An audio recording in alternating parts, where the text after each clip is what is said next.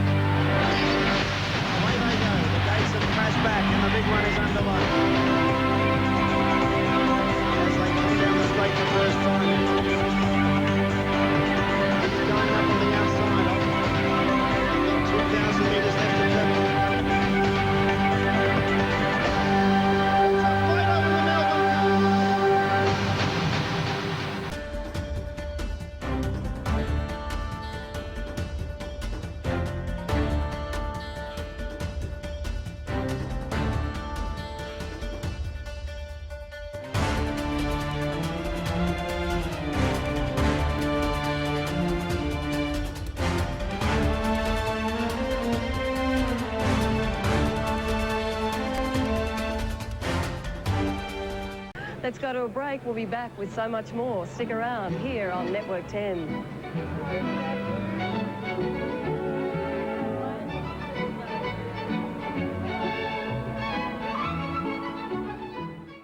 I think every Australian has special memories of where they were, a particular time and place, and the day that hopefully they backed a winner. Well, when it comes to trainers, some people stand head and shoulders above the rest. We've had some true icons in Australian racing history through the people like Colin Hayes, Tommy Smith and Bart Cummings. But Australian racing suffered an enormous loss earlier this year with the passing away of champion trainer and breeder Colin Hayes. Yes, the Hayes family synonymous with Australian racing, and haven't they had a wonderful week taking out the Amy Victoria Derby on Saturday. For the best part of 3 decades, Australian racing was dominated by 3 men. Bart Cummings is still going strong at 72. But in 1998, Tommy Smith died. And this year, Colin Hayes passed away after a magnificent career in which the predominant word was class.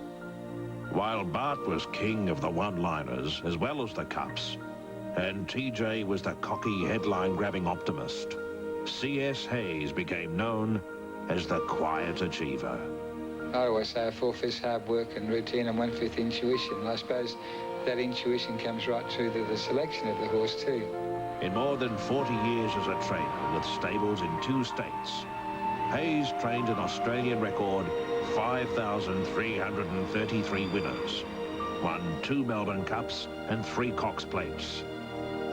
In Lindsay Park, the rolling stud and stable complex in the Barossa Valley, he established one of the most influential breeding grounds in our turf history. And with sons Peter and David, he founded his own training dynasty. He did it all with a quiet distinction and grace which belied the rough and tumble of his beginnings. He started with 1 bush horse, Surefoot, which ran 3rd at 66 to 1, with Hayes betting his honeymoon money, thankfully each way. But his favourite horse was Dulcify, the ill-fated Cox Plate champion of 1979. Hayes retired in 1990, handing his racing empire first to younger son David, and then to Peter, after David moved to Hong Kong. But he continued to look after the breeding side and played a major role in Lindsay Park's consolidation through the 90s. Hayes lived all his life with a motto that the future belongs to those who plan for it.